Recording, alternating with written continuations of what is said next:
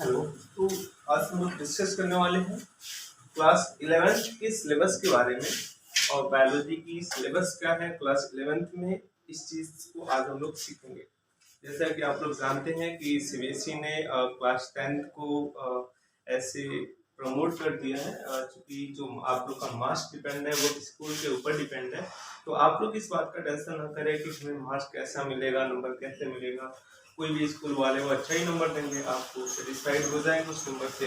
तो आज की जो हम लोग की टॉपिक होगी वो सिलेबस होगा क्लास 11th की। और आज हम लोग डिस्कस करेंगे सिलेबस के बारे में।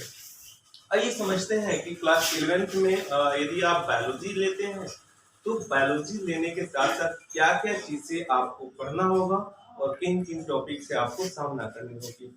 तो आपको यदि बायोलॉजी लेते हैं क्लास 11th में, तो आपको 5 चैप्टर्स पढ़ने होंगे, 5 यूनिट पढ़ना होगा।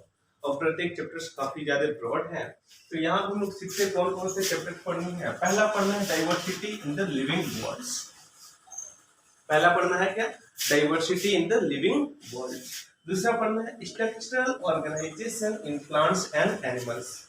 हमें टॉपिक जो पढ़ना है structural organisation in plants and animals, ये टॉपिक पढ़ना है। और नेक्स्ट जो है सेल स्ट्रक्चर एंड फंक्शन। इस चैप्टर्स को आप क्लास 9th में काफी अच्छे से पढ़े होंगे। सेल स्ट्रक्चर एंड फंक्शन यानी सेल्स के बारे में पढ़ना है। और अगली पढ़ना है प्लांट फिजियोलॉजी, मीन्स प्लांट की फिजियोलॉजी, रेगुलेशन, फोटोसिंथेसिस, ये सारी चीजें पढ़ना है प्लांट फिजियोलॉजी में। और लास्ट जो आपका चैप्टर्स है, ये यूनिट है ह्यूमन फिजियोलॉजी के नाम से इसको जाना जाता है। तो गाइस आप इतनी बातें याद रखते रहेंगे कि यदि आप क्लास 11 बायोलॉजी टॉपिक रख रहे हैं तो आपको ये सिलेबस आपको याद होना चाहिए। सिलेबस में है क्या क्या आपके, तो सिलेबस में पहला जो चैप्टर पढ़ना है, चैप्टर का नाम है diversity in the living world. पहला चैप्टर क्या, diversity in the living world, ये आप क्लास 9 में पढ़े हुए हैं। दूसरा structural organisation in plants and animals, ये आप नहीं पढ़े स्ट्रक्चरल ऑर्गेनाइजेशन। अभी इसको थोड़ा सा डिटेल करेंगे और देखेंगे कौन कौन सी टॉपिक पढ़ना है। Structural organisation in plants and animals. Next पढ़ना है क्या, तीसरा जो चैप्टर है cell structure and function. Cell structure, इसको भी आप क्लास 9 में थोड़ी सी पढ़े होंगे, लेकिन यहाँ पे सर काफी ज्यादा डिटेल में पढ़ना रहता है सेल स्ट्रक्चर एंड फंक्शन के बारे में। नेक्स्ट है प्लांट फिजियोलॉजी और लास्ट है आपका ह्यूमन फिजियोलॉजी, ये टॉपिक पढ़ना है। आइए हम लोग सीखते हैं पहला क्या है diversity in the living organism, ये है क्या और इसमें कितने यूनिट पढ़ने हैं हम लोग। थोड़ा सा डिस्कस कर लेते हैं कि diversity in living organism, diversity का मतलब, डाइवर्सिटी का मतलब यदि हम लोग एक फॉरेस्ट इकोसिस्टम में हम लोग देखते हैं, तो फॉरेस्ट इकोसिस्टम यानी फॉरेस्ट जंगल में यदि हम लोग जाकर के देखते हैं तो वहां पे आप देखेंगे क्या, एक लायन भी देखने को मिलेगा, शेर भी नहीं मिलेगा, छिपकलियां मिलेंगी आपको, कुछ वहां पे पैरट्स या फिर कुछ बर्ड्स मिल जाएंगे, कुछ प्लांट मिल जाएंगे, कुछ फ्लावर मिल जाएंगे, कुछ ऐसी सारी चीजें आपको दिखाई देंगी। मीन्स आपको दिखाई क्या दे रहा है, बहुत ज्यादा एनिमल्स दिखाई दे रहा है ना। कहने का मतलब क्या है, एक हम लोग पार्टिकुलर एरिया में क्या करें, बहुत ज्यादा एनिमल्स के बारे में स्टडी करें तो उसे कहते हैं हम लोग डाइवर्सिटी। उसे हम लोग क्या कहेंगे, डाइवर्सिटी। डाइवर्सिटी किसका देखेंगे, तो लिविंग वर्ल्ड का देखेंगे। एक बात आप लोग ध्यान रखेंगे कि यदि डाइवर्सिटी चैप्टर्स पढ़ रहे होते हैं तो आपने डाइवर्सिटी करते वक्त किसका अलग अलग किया, किसका क्लासिफिकेशन कर रहा है आपने, लिविंग ऑर्गेनिज्म का अलग अलग पढ़ रहे हैं उसके बारे में कि कौन लायन है, कौन क्या है, ये मतलब प्रोटोजोआ, पोरिफेरा, सिलेंट्रेटा, ये सारी की सारी क्लासिफिकेशन भी इसमें पढ़ना है। तो जो डाइवर्सिटी ऑफ लिविंग वर्ल्ड्स है, इसमें जो पहला चैप्टर पढ़ना है the living worlds, means animals के बारे में पढ़ना है। लिविंग वर्ल्ड्स कौन कौन से होते हैं, ये सारी चीजें डिस्कस करेंगे। नेक्स्ट है biological classification. Biological classification means कहने का मतलब ये है कि जैसे आप क्लास 9 में पढ़े हुए हैं protozoa, porifera, coelenterata, platyhelminthes, R H Whittaker के द्वारा 5 किंगडम क्लासिफिकेशन दिया गया था, जिसमें एनिमलिया, प्लांटी, प्रोटिस्टा वगैरह ये सारी चीजें 5 किंगडम क्लासिफिकेशन में थे। तो वही चीजें पढ़ना है, प्लांटी किंगडम पढ़ना है। प्लांट किंगडम में जो आपको मैंने याद होगा कि क्लास 9 में ब्रायोफाइटा, टेरिडोफाइटा, थैलोफाइटा ऐसे करके हमने कुछ प्लांट्स के नाम गिनवाए थे आप लोग को, ये सारी चीजें आप लोग को याद करना होगा, ठीक है। प्लांट किंगडम में ये सारी चीजें पढ़ना। नेक्स्ट है क्या, एनिमल किंगडम्स। तो एनिमल किंगडम्स में क्या क्या पढ़ना, प्रोटोजोआ से लेकर के इकाइनोडर्मेटा और कार्डेटा में तक पढ़ना है, पूरा कार्डेटा भी पढ़ना है। तो प्रोटोजोआ, पोरिफेरा, शिलेंटेटा, प्लेडिया, ऐसे करके पूरा 9 ये फाइलम पढ़ने हैं, ये एनिमल्स किंगडम में पढ़ना है। तो हमें करना क्या है, डाइवर्सिटी इन लिविंग वर्ड्स में क्या क्या पढ़ना है। तो डाइवर्सिटी इन लिविंग वर्ड्स पहला चैप्टर पढ़ना है। नेक्स्ट बायोलॉजिकल क्लासिफिकेशन पढ़ना है, प्लांट किंगडम पढ़ना है और एनिमल, ये 4 चैप्टर पढ़ना है आपका फर्स्ट यूनिट में। जो सेकेंड यूनिट था structural organisation in plants and animals, थोड़ा सा ध्यान देंगे। अगला जो है structural organisation in plants and animals, इसमें हम लोग को क्या क्या पढ़ना है। तो पहला पढ़ना है chapter morphology of the flowering plants. Means कोई भी फ्लावरिंग प्लांट्स है तो उसकी मॉर्फोलॉजी क्या होती है, फ्लावरिंग प्लांट्स की मॉर्फोलॉजी क्या होती है। तो कहने का मतलब ये है कि इसमें मॉर्फोलॉजी देखेंगे तो तीन ही चीज तो देखने को मिलेगा, एक देखने को मिलेगा रूट, स्टेम और लीफ देखने को मिलेगा। तो ये इसकी मॉर्फोलॉजी है। मॉर्फोलॉजी का मतलब ये होता है कि जब हम लोग किसी भी प्लांट्स या एनिमल्स के उसके बाहर से स्ट्रक्चर्स को देख करके पूरी डिटेल में उसके बारे में एक्सप्लेनेशन कर देते हैं तो उसे मॉर्फोलॉजी कहते हैं। तो यहाँ पे मॉर्फोलॉजी देखिए तो क्या है, लीफ है, स्टेम है, रूट है, ये सारी चीजें दिखाई देती है। तो ये इसकी मॉर्फोलॉजी है, इसके बारे में हम लोग को डिस्कस करना है। पहला morphology of the flowering plants इस चैप्टर्स में। दूसरा है anatomy of the flowering plants. कहने का मतलब ये है कि जो फ्लावरिंग प्लांट्स है उसकी एनाटॉमी क्या होती है। एनाटॉमी कहने का मतलब, अब मान लीजिए यदि स्टेम है तो स्टेम को काट करके और उसके अंदर देखना है कि जाइलम फ्लोएम का अरेंजमेंट क्या होता है। रूट में देखना है, रूट को भी काट करके देखना है कि उसमें जाइलम फ्लोएम कैसे होते हैं, एपिडर्मिस कैसे होते हैं। ये सारी की सारी टॉपिक जो पढ़ना है वो एनाटॉमी में पढ़ना है। एनाटॉमी का मतलब ऐसे समझिए काट करके उसके अंदर की चीजों को पढ़ना, और मॉर्फोलॉजी का मतलब क्या, उसके बाहरी स्ट्रक्चर्स को पढ़ना। तो प्लांट्स के बारे में ये पढ़ना है। नेक्स्ट है क्या, structural organisation in animals. Means structural organisation in animals, जैसे हम मान लीजिए कोई रैट है या फिर आपको ऐसे, जैसे ये प्रैक्टिकली बेस्ड है। हमें क्या करना है, रैट को या फिर फ्रॉग को ऐसे डिसेक्ट करना रहता है और डिसेक्ट करके उसमें पर देखना रहता है कि स्टमक, इंटेस्टाइन, पैंक्रियाज, लीवर, ये कैसे अरेंजमेंट है। Means structural organisation in animal means उसके स्ट्रक्चर जो है वो कैसे ऑर्गेनाइज है, कैसे व्यवस्था है उसके बॉडी के अंदर। जैसे यहाँ पे देखिएगा एक मैंने यहाँ पे रैट को लिया हुआ है, तो इसके स्ट्रक्चरल ऑर्गेनाइजेशन को देखा जा रहा है कि इसके अंदर बॉडी के अंदर कैसे ऑर्गेनाइज है और कैसे सिस्टम अरेंज है। ये सारी के सारे पढ़ना है स्ट्रक्चरल ऑर्गेनाइजेशन इन एनिमल्स, जो आपका सेकेंड यूनिट है structural organisation in plants and animals. Clear हो गया। नेक्स्ट जो थर्ड यूनिट था सेल स्ट्रक्चर एंड फंक्शन, इसको क्लास 9th में पढ़े, ये बहुत पहले से पढ़ते आ रहे हैं आप लोग, लेकिन यहाँ पे जो है क्लास 11th में काफी ज्यादा डिटेल पढ़ना रहता है। Structure, cell structure and function means cell क्या होता है, cell structural and function unit of our life called as cell. ये तो नॉर्मल डेफिनेशन पढ़ते रहते हैं, लेकिन वास्तव में यहाँ पे सेल पढ़ेंगे और सेल जो है काफी डिटेल में पढ़ा जाएगा हम लोग, और रेगुलर क्लास आप लोग की चलती रहेंगी, आप लोग का क्लास लेते रहेंगे। तो सेल स्ट्रक्चर एंड फंक्शन में सबसे पहला जो टॉपिक पढ़ना है आपको वो पढ़ना है the cell unit of life. में सबसे पहले आपको पढ़ना क्या है कि हमारे लाइफ की सबसे जो छोटी यूनिट है सेल, सेल के पूरे स्ट्रक्चर्स को पढ़ेंगे, फिर फंक्शन को पढ़ेंगे, और फिर उसमें जितने भी सेल ऑर्गेनेल्स होते हैं सबके बारे में डिस्कवरी, और कौन खोजा था, कैसे खोजे थे, ये सारे के सारे चीजें पढ़ना है। नेक्स्ट पढ़ना है बायोमोलिक्यूल्स। बायोमोलिक्यूल्स का मतलब, bio means living, molecules means molecules means those molecules which responsible for the perform their normal function in our body. हमारी बॉडी को चलाने, सुचारू रूप से अच्छे से चलाने के लिए कौन कौन से मॉलिक्यूल रिस्पांसिबल होते हैं, उन्हें कहते हैं बायोमोलिक्यूल्स। और बायोमोलिक्यूल्स को हम लोग पढ़ना है जैसे फैट, लिपिड, प्रोटीन्स, ये सारी चीजें, विटामिन वगैरह पढ़ना है बायोमोलिक्यूल। जब हम लोग ये दोनों चैप्टर्स पढ़ लेंगे तो अगली टॉपिक पढ़ेंगे cell cycle and cell division. Cell cycle and cell division कहने का मतलब क्या है कि कोई भी यदि एक सेल है तो वो एक सेल से दो सेल में कैसे कन्वर्ट होती है, कैसे एक सेल से दो सेल बनते हैं, जिसमें माइटोसिस सेल डिवीजन है, मियोसिस सेल डिवीजन है, बडिंग है। कुछ टॉपिक तो पढ़े हैं लेकिन माइटोसिस, मियोसिस काफी ज्यादा डिटेल में यहाँ पे पढ़ना है। तो उम्मीद करते हैं आपको थर्ड यूनिट जो है समझ में आया होगा। कितने टॉपिक पढ़ना है इसमें, सेल स्ट्रक्चर एंड फंक्शन में पहला पढ़ना है सेल, सेल के काफी ज्यादा डिटेल में पढ़ना है। नेक्स्ट बायोमोलिक्यूल्स पढ़ना है, cell cycle and cell division, ये तीसरा चैप्टर है। क्लियर हो गया। अगला देखिएगा, हम लोग को समझना है प्लांट फिजियोलॉजी। देखिए प्लांट फिजियोलॉजी है क्या। प्लांट फिजियोलॉजी का मतलब प्लांट जो है नॉर्मली तो फंक्शन करता होगा, रेस्पिरेशन करता है, फोटोसिंथेसिस करता है। तो प्लांट्स में कौन कौन से वर्क होते हैं, वही वर्क के बारे में पढ़ना, प्लांट फिजियोलॉजी पढ़ना है। जिसमें सबसे पहला चैप्टर है आपका transportation in plant and animal. ठीक है, मीन्स ट्रांसपोर्टेशन देखना है किसी भी मिनरल्स का प्लांट के अंदर। अब आपको गाइस पता होना चाहिए कि प्लांट्स में यदि मिनरल्स या फूड मटेरियल का ट्रांसपोर्टेशन करना है तो करने के लिए सबसे पहले आता क्या है, जाइलम और फ्लोएम। मीन्स यहाँ पे जो पहला वर्ग पढ़ना है जाइलम और फ्लोएम के बारे में पढ़ना है कि वो प्लांट में कैसे फिजियोलॉजी क्रिएट करते हैं, कैसे जाइलम और फ्लोएम ये ट्रांसपोर्ट करते हैं, इन टॉपिकों को पढ़ना है। क्लियर हो गया प्लांट फिजियोलॉजी का पहला चैप्टर।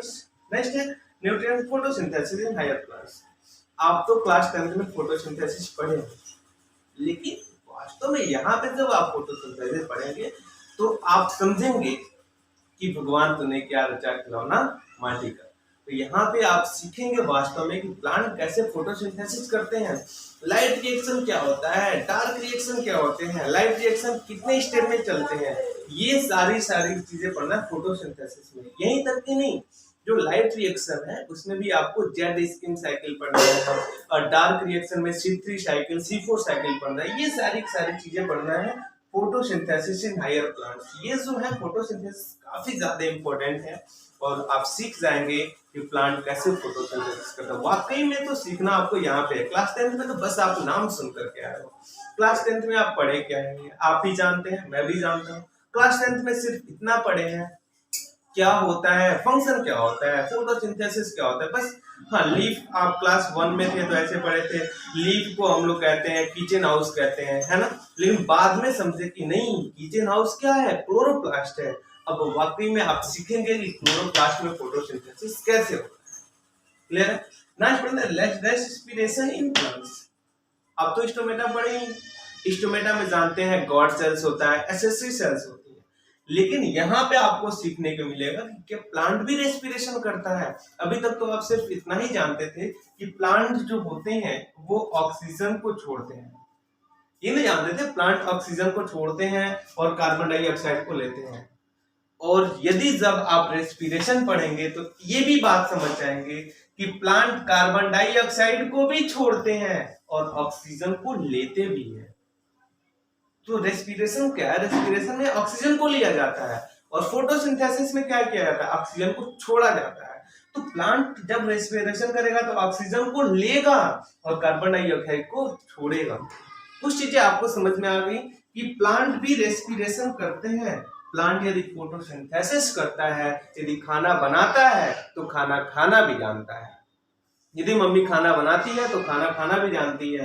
ऐसे ही हम लोग यहाँ भी सीखेंगे, फोटोसिंथेसिस पढ़ेंगे, खाना यदि बनाएंगे तो प्लांट को खिलाएंगे भी, यदि नहीं खिलाएंगे तो जीवित कैसे रहेगा। प्लांट यदि खाना बना रहा है तो खाना खाएगा भी। ठीक है, नेक्स्ट पढ़ना प्लांट ग्रोथ है। अच्छा एक बात बताओ, जब यदि वो प्लांट खाना खाएगा तो लंबाई में तो बढ़ेगा ना, प्लांट्स बढ़ेगा। एट ऑल हम लोग को पढ़ना है growth and development. Means plant में भी ग्रोथ होता है, मींस वो भी क्या है, एक लिविंग ऑर्गेनिज्म है। क्लियर है। अब प्लांट फिजियोलॉजी में कौन कौन से चैप्टर्स पढ़ने हैं, चार चैप्टर्स पढ़ना है। पहला ट्रांसपोर्टेशन ऑफ मिनरल्स, मिनरल्स का ट्रांसपोर्टेशन पढ़ना है। नेक्स्ट पढ़ना है फोटोसिंथेसिस इन हायर प्लांट्स और रेस्पिरेशन इन प्लांट्स, और लास्ट पढ़ना है plant growth and development. Clear हो गया, क्लियर हो गया होगा, समझ में आ रहा है आपको अच्छे से। अगला हम लोग को पढ़ना क्या है, ह्यूमन फिजियोलॉजी। अभी तक आप सीखे हैं कि प्लांट फिजियोलॉजी है क्या, तो प्लांट फिजियोलॉजी में प्लांट कैसे फंक्शन कर रहा है, इस चीजों को ना आप सीखे थे। यहाँ पे सीखेंगे कि ह्यूमन फिजियोलॉजी क्या होता है। ह्यूमन फिजियोलॉजी का मतलब ह्यूमन कैसे फंक्शन करता है, कैसे इसकी फंक्शनिंग होती है, यदि चलता है तो किसकी रिस्पॉन्सिबिलिटी होती है, यदि हार्ट बीट कर रहा है, खाना खा रहा है, ये सब फिजियोलॉजी के अंतर्गत ही आते हैं। ह्यूमन फिजियोलॉजी में सबसे पहला चैप्टर पढ़ना है digestion and absorption. Means human में यदि डाइजेशन हो रही है, डाइजेस्टिव सिस्टम्स के बारे में पढ़ने हैं। यदि वो खाना खा रहे हैं तो कैसे डाइजेशन हो रहा है, कैसे वास्तव में एंजाइम्स निकलते हैं, कोलिसिस्टोकाइनिन क्या होता है, ये सारी की सारी चीजें, स्टमक में पार्ट्स तो आपको 10th में पढ़े हुए, कितने पार्ट्स होते हैं, कार्डियक स्टमक, फंडिक स्टमक, ये सारी चीजें तो बता चुके हैं। लेकिन वास्तव में यहाँ पे फिजियोलॉजी पढ़ना है। आप तो डाइजेस्टिव सिस्टम पढ़ के आ रहे हो बेटा, आप तो पढ़ के आ रहे हैं क्लास 10th से, लेकिन यहाँ पे वास्तव में आपको क्या पढ़ना है, फिजियोलॉजी पढ़ना है, डाइजेस्टिव सिस्टम, डाइजेस्टिव सिस्टम कैसे वर्क करता है, इस चीजों को पढ़ना है, ना कि डाइजेस्टिव सिस्टम पढ़ना है। Digestion and absorption. नेक्स्ट पढ़ना है ब्रीदिंग एंड गैसियस। क्या आप क्लास 10th में रेस्पिरेशन नहीं पढ़े हैं, रेस्पिरेटरी ऑर्गन नहीं पढ़े हैं? पढ़े हैं, लेकिन यहाँ पे क्या पढ़ना है, ब्रीदिंग एंड गैसियस एक्सचेंज पढ़ना है। मींस यदि ह्यूमन सांस ले रहा है तो लंग्स के पास कैसे गैसियस एक्सचेंज हो रहे हैं, एल्वोलाई के पास गैसियस एक्सचेंज हो करके कैसे टिश्यू में जाता है, एनर्जी का कैसे प्रोड्यूस करता है, इस चीजों को पढ़ना है ब्रीदिंग एंड गैसियस एक्सचेंज। ठीक है, क्लास 10th में आप हार्ट भी पढ़े हुए हैं, लेकिन यहाँ पे जो टॉपिक पढ़ना है बॉडी फ्लूइड एंड सर्कुलेशन के नाम से, हार्ट को ही पढ़ना है, लेकिन यहाँ पे नाम चेंज हो गया, body fluid and circulation. Means body के अंदर जो फ्लूइड है, ब्लड है, वो कैसे सर्कुलेट करता है हमारे बॉडी में, कैसे फंक्शनिंग करता है, इस चीजों को, जैसे गैसियस एक्सचेंज हुआ तो रेस्पिरेशन करने के बाद ऑक्सीजन तो चला गया ना, और ऑक्सीजन जाने के बाद से हमारे लंग्स में जाने के बाद से वहां सब चला जाता है ब्लड में, ब्लड से पूरे बॉडी में ट्रांसपोर्ट होता रहता है। तो अब हम लोग को सीखना है, यही चीजें सीखना है कि बॉडी फ्लूइड एंड सर्कुलेशन, इस बॉडी के अंदर यदि जो फ्लूइड है, ब्लड है, वो कैसे सर्कुलेट होता है। और नेक्स्ट पढ़ना है, सो काफी ज्यादा इंपॉर्टेंट पॉइंट है, सो आपने इस बार के बैच जो भी क्लास 10th के बच्चे थे जो नहीं पढ़ पाए थे, और यहाँ पे हम लोग सीखेंगे न्यूरल कंट्रोल एंड कोऑर्डिनेशन। याद आ रहा है क्लास 10th में मैंने आपको बताया था कि अभी तो नहीं पढ़े, लेकिन क्लास 11th में आएंगे तो वहां पे काफी ज्यादा डिटेल में पढ़ना होगा। न्यूरल कंट्रोल एंड कोऑर्डिनेशन और केमिकल कंट्रोल एंड कोऑर्डिनेशन, ये दो जो चैप्टर्स हैं मोस्ट इंपॉर्टेंट चैप्टर है आपके नीट के एग्जाम के पॉइंट ऑफ व्यू से। आगे सभी चैप्टर से ऐसी बात नहीं है, सभी चैप्टर से क्वेश्चन पूछे जाते हैं, लेकिन इससे इतने ज्यादा हार्मोन्स होते हैं, इतने ज्यादा हार्मोन है, केमिकल्स हैं, न्यूरॉन्स के बारे में, सिनेप्टिक नर्व पढ़ना है, ब्रेन पढ़ना है, सारी की सारी चीजें। यदि एक ह्यूमन अपने आप को कंट्रोल कर रहा है, एडजस्टमेंट कर ले रहा है, तो उस केस में कैसे कर रहा है, एड्रिनल ग्लैंड से एड्रेनलिन हार्मोन निकल रहा है, वो कैसे फंक्शन कर रहा है, इस सारी चीजों को पढ़ना है। Chemical control and coordination and neural control and coordination, जिस चैप्टर ये चैप्टर आपके क्लास 10th में था, लेकिन सिलेबस से हटा दिया गया था, इसलिए आपको नहीं पढ़े हो। लेकिन यहाँ पे क्लास 11th में यदि आप बायोलॉजी ले रहे हैं तो मोस्ट इंपॉर्टेंट चैप्टर्स हो जाएगा ये। ठीक है, क्लियर हो गया यहाँ तक? एक बार थोड़ा सा रिकॉल कर लेते हैं। आपको जो है चैप्टर सबसे पहला क्या पढ़ना है, पहला पढ़ना है diversity in the living organism, जिसमें 4 चैप्टर आपको पढ़ना, 5 चैप्टर ये पढ़ना है। स्ट्रक्चरल ऑर्गेनाइजेशन इन प्लांट्स, ठीक है, cell structure and function, plant physiology और ह्यूमन फिजियोलॉजी। पहला क्या था, डाइवर्सिटी इन लिविंग बर्ड्स, इसमें पढ़ना है diversity birds, biological classification, plant kingdom और एनिमल किंगडम, ये सब चीजें पढ़ना है। नेक्स्ट पढ़ना है structural organisation in plants and morphology, anatomy of the flowering plants और structural organisation in animals. Next पढ़ना है सेल, सेल में 3 चैप्टर है, यूनिट ऑफ सेल, बायोमोलिक्यूल और cell cycle and cell division. Next पढ़ना है प्लांट फिजियोलॉजी में transportation और फोटोसिंथेसिस, रेस्पिरेशन और plant growth and developments. Last है ह्यूमन फिजियोलॉजी, और ह्यूमन फिजियोलॉजी में पहला पढ़ना digestion and absorption, breathing and gaseous exchanges and body fluid circulation, locomotion and movement, neural control and coordination and hormonal control and coordination. ये सारी चीजें आपको पढ़नी है। ये पीडीएफ आपके हम व्हाट्सएप ग्रुप पे भी सेंड कर देंगे ताकि आपको समझने में आसानी हो। आपको मैं बता दूं कि अभी तक आपने एंजल बायोलॉजी चैनल को सब्सक्राइब नहीं किया है तो सब्सक्राइब करेंगे, और यदि ये वीडियो पसंद आए तो आप अपने बच्चों को नहीं, अपने दोस्तों को सेंड भी करेंगे। धन्यवाद आपको हमारे